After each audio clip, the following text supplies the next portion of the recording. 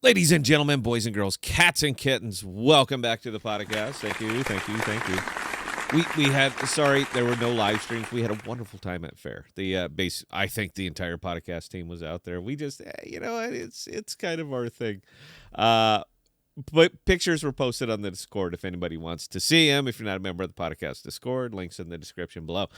We're doing another Osmosis video today, man, because the hits just keep on coming, and it takes about 5 minutes to really follow the money and figure out what's going on here. We just thought, hey, you know what? Let's go ahead and show it to you. So getting into that, following the money, and a couple little things that we're keeping our eye on here right after this.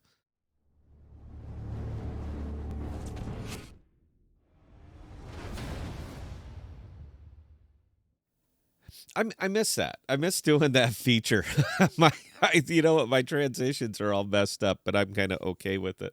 All right, so I did a silly influencer.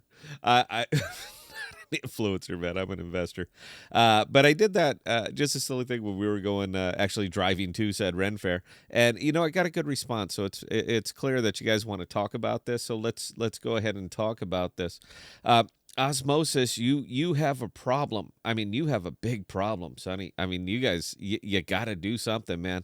And it's just easier to illustrate it in chart form. Now, Osmo's always kind of been the rock, the hard place for a lot of investors out here, man. But whatever you were doing is no longer working, and it's moving. The money is simply moving over to where it is working. And it's usually easy. In this case, man, it is. I didn't have this right. It's a lot easier just to show it than it is to talk about it. Even though I know people love the melodious sound of my voice, radio DJ, hey, coming at you. I used to do that for years. I don't do that anymore. Okay, let's just go ahead and get into it. So we're looking at the price of Osmo. Look, anybody can see this. We're aware of it. But here's the problem. Charts are meaningless to me. All right, they mean absolutely nothing as far as predicting what's about to happen. But they are pretty damn telling about what did happen. And flat out, nobody wants to see this. They don't want to invest in this. But, crypto, man, you got to take a 90-day, 180-day view. So I do. So let's just go ahead and walk through that because this is one of the most telling things. A week, it's been kind of crazy. 14 days, that's trending. 30 days, that is definitely trending. And 90 days. Now, this is the one that alarms me more than anything else, and let me show you why. Burn that image into your head or rewind the video, whatever you happen to do. But go ahead and burn this in. Now, there's a lot of dexes that are using a similar model, and that's kind of the problem. At least a lot of Cosmos dexes. Now, there's some L2s that are shooting up over on Arbitrum, and or some dexes going up over on Arbitrum, and they're kind of breaking it a little bit. But we'll get into it. But let's go ahead and compare it with another dex that uses a similar model, and in this case, we're going to go with Crescent. Now, I like we're just going to do liquid staking, man. It's easier. That's basically the dex token for Crescent dex. They use a similar model, meaning that they virtually everything is paired against the dex token. And the DEX token is what is used to be pay out the rewards.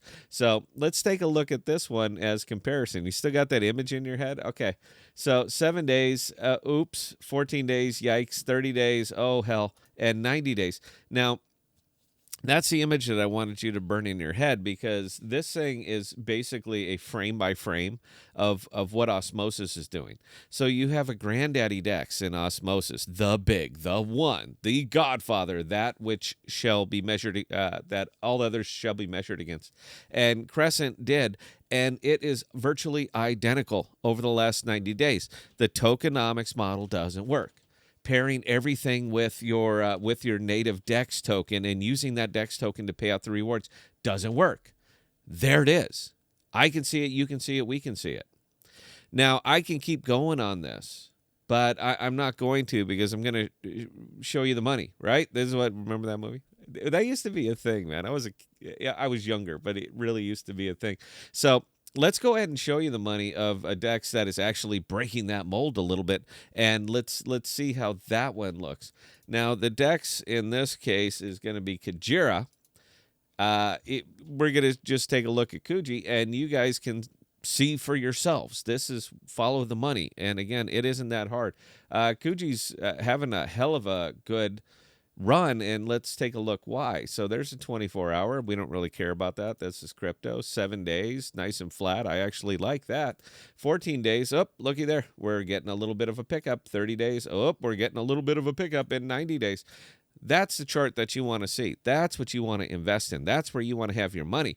And it turns out that a lot of people are pushing their money over that direction. This is almost directly inverse to Osmo.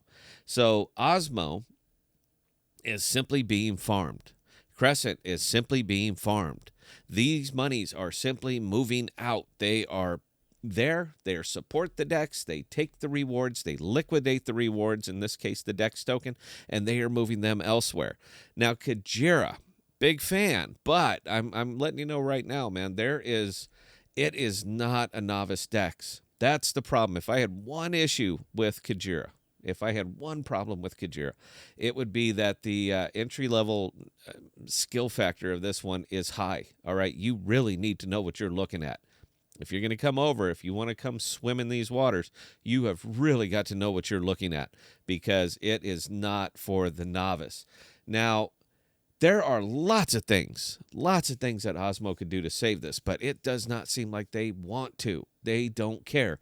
The model works. We are the big one. Everybody will follow us. We're going to lock you in. We're going to burn that token. We're going to bury that thing down. We're not going to change anything, and you're going to like it, because there is no choice. The easiest thing that they could have done, the very easiest thing that they could have done, is simply make a realistic stable swap, and they didn't even do that. I had this one ready. So if I wanted to swap USDC Axelar, this is on the Granddaddy DEX, guys. This is the big dog. If I wanted to swap Axelar for Gravity Bridge, just USDC, I want you to look at that slippage. It will cost me almost $300 to swap $10,000 worth of USDC from Axelar to Gravity Bridge, the same token, because the pool is not there. There's not enough liquidity on this DEX to support it. Oh my goodness, what can we do? So Crescent, for what it's worth, is actually recognizing this as a problem, and they're taking action on it. So for the same $10,000 worth of Axelar here, if I wanted to swap it here, my slippage is $2, because they actually built the pools. Now, I have to go from Axelar to IST, and then from IST to Gravity Bridge, so it's one additional swap, but it's $2 per. So I can make the swap here, and it'll cost me approximately $4. Or I can do the same swap here, and it costs me almost $300. This is incredibly low-hanging fruit. Do you want to support a product? Do you want to support investors? Or do you want to support yourself? Because based on the pools, the offerings, everything else that you have going on here, you seem to say that we are in it for us and screw the investors. 14-day lock-in. 14-day lock-in right here, 0 lock-in here. And if you go over to Kujira, there's no lock-in there either. 14 days here, 0 days here. $300 here, $4 here. I just don't know how better to illustrate that you guys have a problem. Now, we make a lot of educational videos, and we do push these out, but if you don't have, there's only a couple of real Cosmos, I get influencers. There's only a couple of them, and they don't talk about this because it's the elephant in the room, and nobody likes to talk about the elephant in the room. I'm happy to talk about the elephant in the room because I got nothing else to do. But the big reason that this annoys me so much is because I am a crypto investor. I'm not an influencer. I am an investor. And I stuck with you guys, and I believed it because you told me you were going to do things. You told me you were going to bring an order book. You told me you were going to bring advanced trader tools. You told me all of these things. And it's a year and a half after you told me you were going to do it that you didn't do it. Even Ori Dex has an order book. Let's check it out. Why not? We'll do a longer video. Nobody watches these things anyway. We'll do a little bit of a longer one. Let's take a look right here. Ori Dex, tiny little nugget of a Dex, $6 million total TVL on this. And if I click that button right there, oh look, it's an order book. It's an order book. But the $150 million TVL Dex doesn't have one. It's too much work. We're too busy building other things that nobody wants, that nobody cares about. Your focus should be on customers, and it ain't. You got a problem, guys. For me, I'm out. There's one more pool that I'm still in there, Jackal Osmo. I'm already unbonding it. Jackal's going to be going up on Crescent. It's going to be going up on Kujira. It's a product that I support, and my money is leaving, all from Osmo, and I will move the bulk of it over to Kujira and some of it over to Crescent. I really want to support them because they have a really good order book. All right. Anyway, guys. Yes, naysayer video. Sorry. It's warning, man. Anybody who watches this channel, want you to know where I stand on this one. They got a problem. I don't see them fixing it, and I am out just like that. Questions or comments, scott@thepodcast.com. I answer any and all of them. And until next time, please stay safe. Please be smart with your money. Cheers.